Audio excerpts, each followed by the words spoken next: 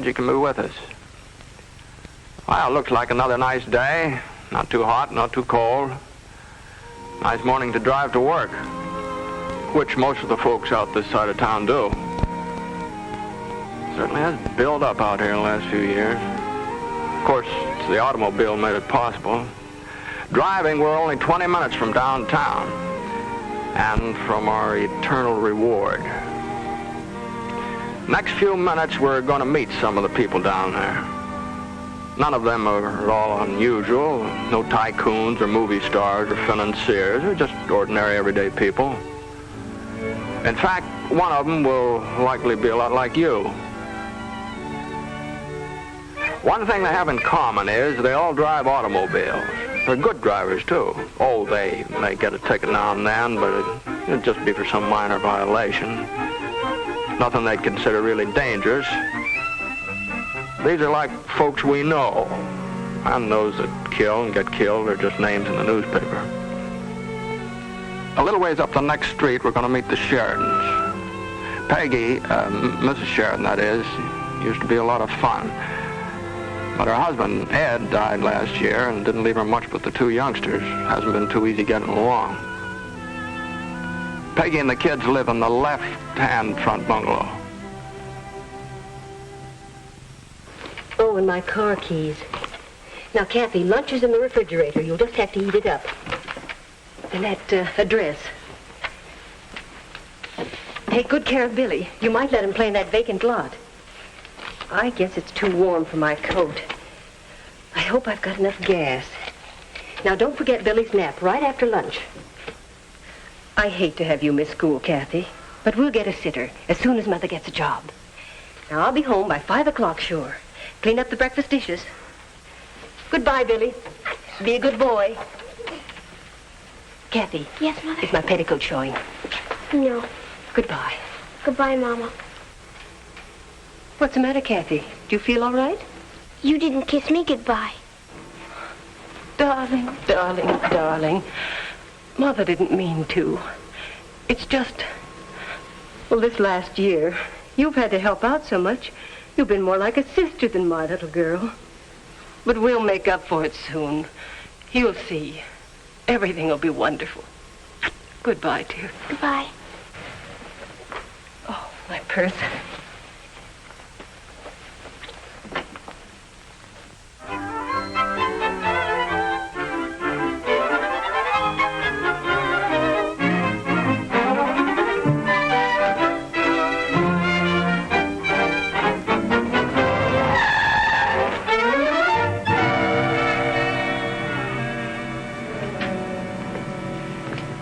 Hi, Kathy. Playing hooky today, huh? Mama's gone downtown. I had to stay home and take care of the baby. Hey, what's keeping you, Holly? I haven't got all night, you know. I had to hunt up your briefcase. Well, I thought as long as you were going out selling it, it'd be kind of nice to have your price book. Let's go, darling. I haven't got all night, you know. Nice young couple, aren't they? Name is Shelby, Pat and Holly. Nice little car, too. The company supplies it. Pat's a salesman for the West Side Lumber Company. Holly works, too, at one of the big department stores downtown. And this is the last bus stop where Pat can drop her off before he turns west. They're still so fresh married, they're kind of shy about kissing in public.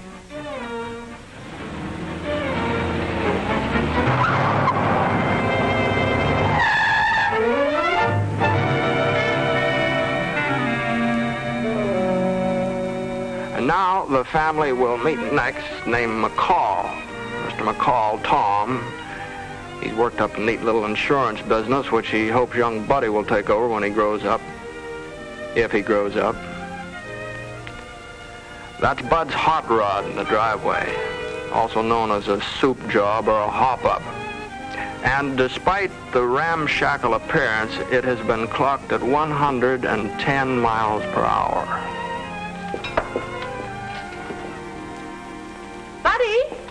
Buddy! Coming.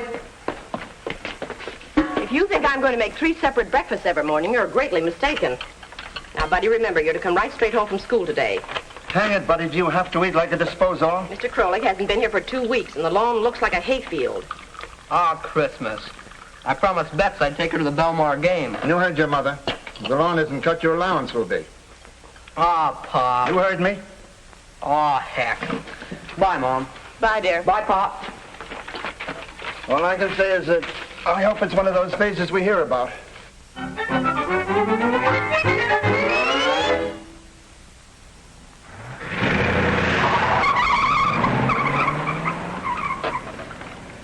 That car. It's a wonder to me he doesn't break his neck. And do you realize that we can be sued for the damage he does?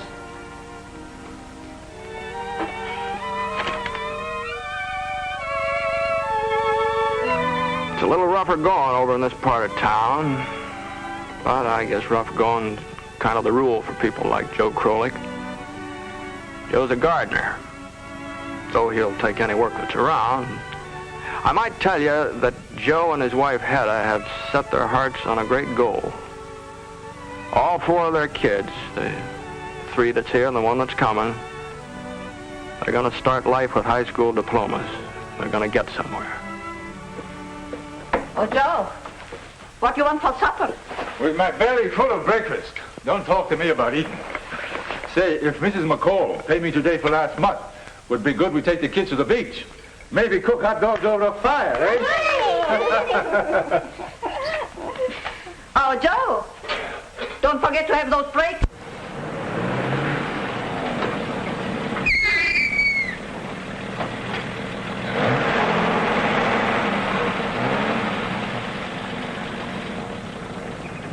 Morning, Joe. You haven't been in lately. Usual big 2? Today, 4 gallons. We take the kids to the beach tonight.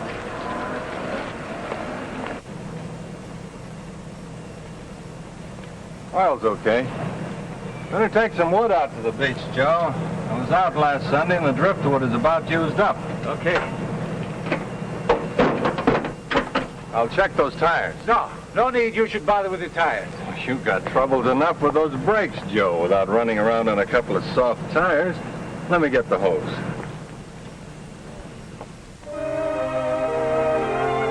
We're a little rich here up here on the hill, but that's okay. Most of them are folks that worked hard, maybe had a little luck, now are enjoying the fruits of their labors. Now, this house is the residence of the last folks on our team, Dr. and Mrs. Harry I. Marks. Now, Harry, be sure and leave the office in plenty of time. The Davids are coming to cocktails at 6:30. You have to change before that. And then dinner with the Waldrons. And you know how Thelma is about sitting down on the dot. Okay, I'll be here. Unless that idiotic young judge thinks up something to the contrary. Well, where did I put that summons? Oh, I think it's unfair. I don't see why your lawyer can't just pay your fine like he always has. Try and get it out of your system before tonight, Harry. Fat chance. Officious young fool. Well, I've got a good mind to take this right up to the mayor.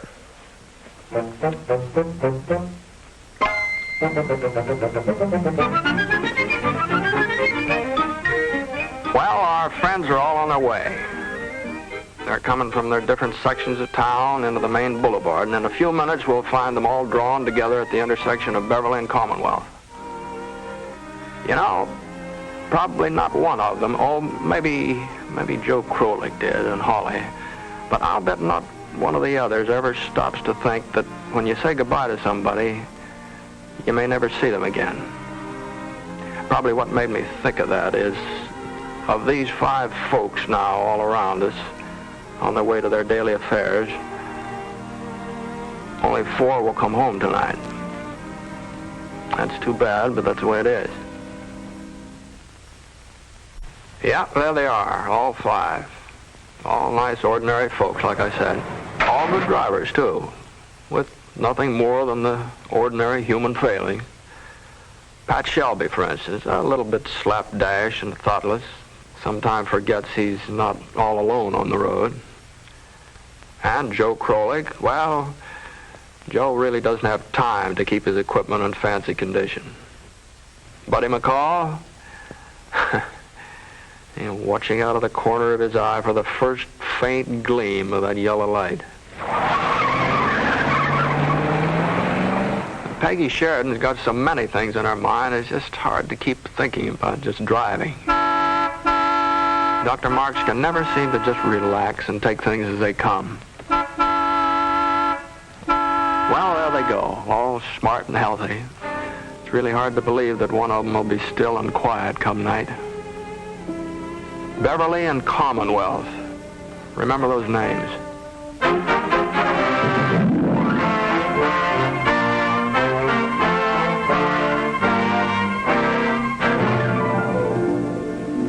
Mr. Brightman, I want you to promise me you won't be back here again. Very aye, Marks. Excessive speed and following too close on preceding vehicles. Guilty or not guilty? Your Honor, if you will study that file, I believe that you'll agree that the arresting officer should be reprimanded. Sorry, Dr. Marks. I cannot listen to a statement until you plead. Guilty or not guilty? You can't high-pressure me into pleading guilty. Nobody is trying to, Dr. Marks, but you have no legal standing before this court until you plead. Oh, well, perhaps on some silly technicality, guilty. It's utterly absurd issuing tickets like this on some penny ante offense. Why, the city would be a lot better off if the police spent their time chasing criminals. Dangerous driving is criminal, Dr. Marks. A wheel can kill a man as quick as a gun. We have to have rules of the road for the same reason as in basketball and baseball. If each driver obeyed them, all other drivers would know what to expect. 45 miles per hour in a 25-mile zone. Following too closely, 2 prior violations. The fine will be $25. Well, that's utterly ridiculous. $25 for a trivial minor violation? My dear sir, and the rest of you here in this court, let's get one thing straight right now.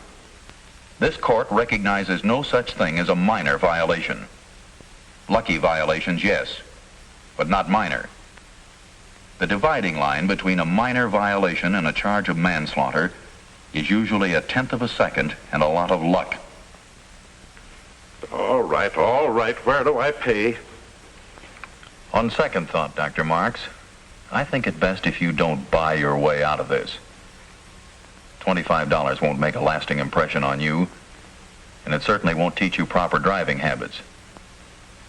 I therefore withdraw the fine and sentence you to 3 days in jail, or, if you so elect, to the remainder of the day at Belmar High School, there to attend all classes of the day in the driver education and training courses.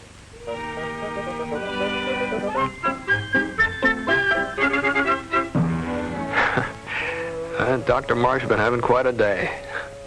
Lately, he's been going through certain driver testing devices which check your tendency to the most common types of accidents. This particular gadget checks how fast you react to various highway emergencies. And the unhappy doctor is finally going to beat young Connie Morris or die trying.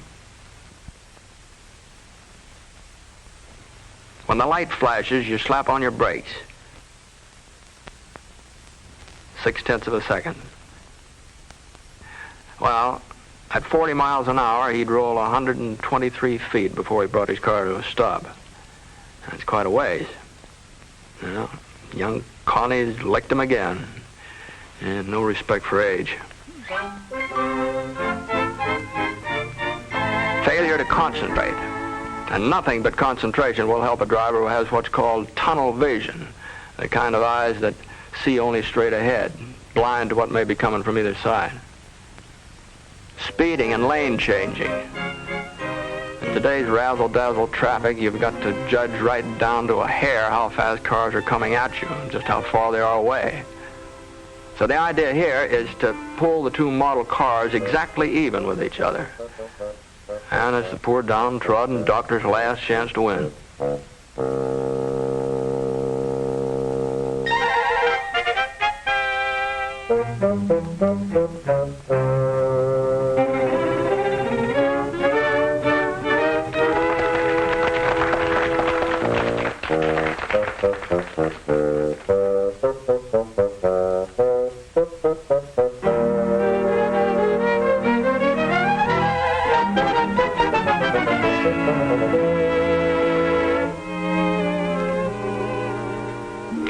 Well, the tide of traffic has turned, and another day is coming to a close. And it did turn out nice for everybody, just as we expected. Peggy Sheridan's got her job, Dr. Marks got an education, Pat Shelby got his lumber contract, Joe Crowley got paid, Buddy McCall got to kiss Betty Bates behind the grandstand. Very successful day. They're all driving along toward home now. Most of them taking a chance on an occasional minor violation, as usual. And most of them getting away with it, also as usual. Can't tell. Taking up chances and you may gain as much as 15, 20 seconds on the homeward trip.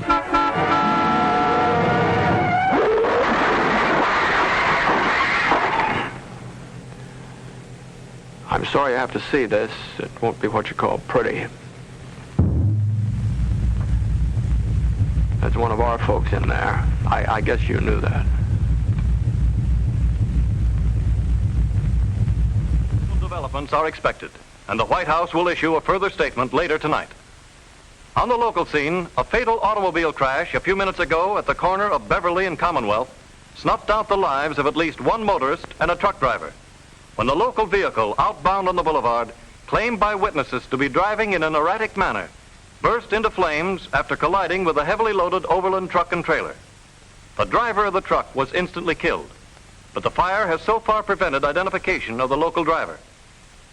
At the state capitol today, the fate of the I can't imagine what's detaining Harry. He's usually so punctual when we have guests. Oh, come now, Sylvia. We heard it, too. But don't go jumping to conclusions. With probably 50,000 drivers coming home along the boulevard, the chances are 50,000 to 1. Oh, I know. Harry isn't one of the best drivers in the world, but he's certainly one of the luckiest. I remember just yesterday morning he was driving me to town. You know how Harry is, impatient at times, and sort of inclined to ride the bumper of the car ahead. But any wife is going to start imagining what would happen if he got impatient and unlucky at the same instant.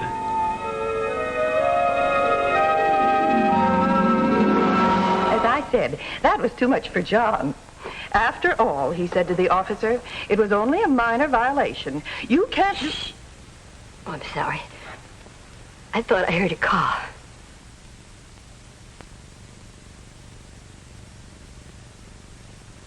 Where's Mommy? Mommy's messed up.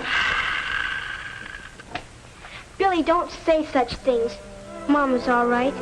She's always all right. But all right isn't what she's picturing in her anxious young mind. You know, I feel bad enough for the drivers who are smashing themselves up, but I feel a lot worse for the folks that are left at home, waiting and worrying. I'm hungry. Where's Mommy?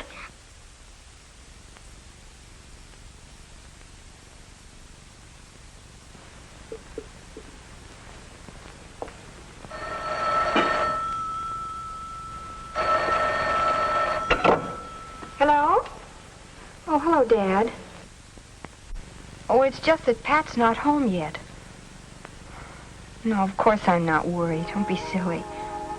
You know him and his lucky star. Nothing ever happens to Pat.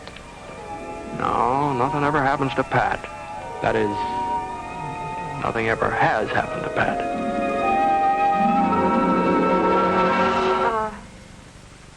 I'll have to call you back later. Something's burning on the stove.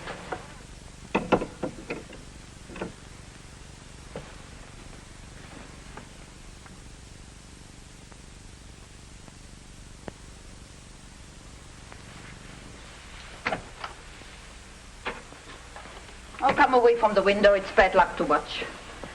Go to the bedroom. Take off your coats so that Papa won't see you waiting. Papa wants to have us a swell ride, so he's getting his car fixed. That's all. You remember, she asked him just this morning to get the brakes fixed. But what if he didn't take the time? When you hear the tone, the time will be exactly 7:32 1/2. Thought my watch might be a little fast. Don't know what gave me the idea. Molly, you don't suppose I was a little too harsh with him this morning, do you? Oh, no, of course not, Tom.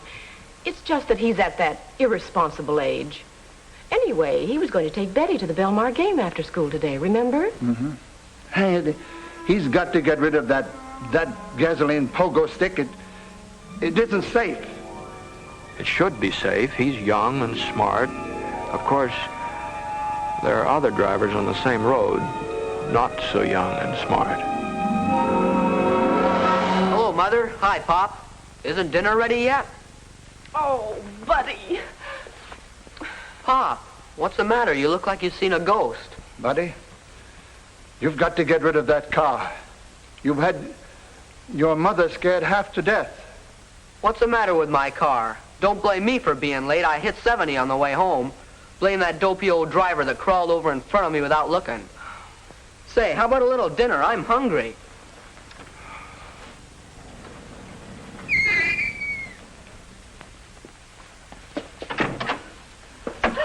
Ah, go get your hat and coat. You got the brake fixed today? Why? She stopped fine with the emergency. I get her fixed sometime. So, we got the picnic like I promised. Yeah, get some milk from the ice cream. Oh, evening, folks. Oh, Harry. Oh, Ida. Hello, Harry. Evening, George. Sorry to hold up the schedule this way, but... Are you all right, dear? Well, of course I'm all right. No, thanks to the kind of drivers we've got in this town.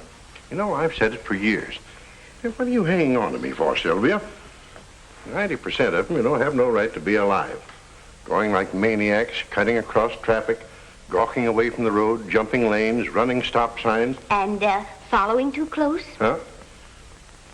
Okay, following too close. And what do they say when they get a ticket? It was only a minor violation. Well, believe you me, the only difference between a minor violation and sudden death is 1/10 of a second and God's providence. Anyone here see this accident happen? I saw it. All right, sir, may I have your name? Edward J. Smith. Will you follow me over here, please, sir? I'll be glad to. The books all say we learn by experience. Well, sometimes I wonder. Young Buddy McCall, for example. Joe Krolik. Both of them brushed hands with death today. Neither of them seem to learn anything. They'll drive the same way tomorrow, take the same chances. Maybe they'll even keep on being lucky, maybe for quite a while. Like I say, it makes you wonder. We may have to call you. Well, I certainly hope you do. It's nothing short of murder to drive an automobile like that. Yeah, you'd think so. But until somebody got in the way, it was nothing but a minor violation. The driver picked the wrong time, that's all. 61T, 61T, correction on your last call. Should be 1056 North Cedar for notice on accident victim. Hey, that's right up near me, just south of Hillsdale. One of them courts. I'm nearly out of my head, Daddy. It's his bowling night, and he's always early. I just know something's happened to him. Isn't there anything you can do?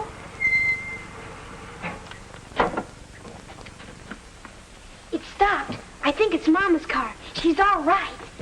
Pat? Is that you, Pat? Mama! Oh, Mama! Well, which one of us is going to break the news this time? Well, I'll flip you for it. Heads. You're up. All right. And send a man up from welfare to look over the papers and property. No, not much. Seems to be no surviving relatives. The father is dead. Better send out a plain car with a police matron. Oh, and ask the lieutenant to see if St. Mary's will take them in for the night until there's a formal commitment.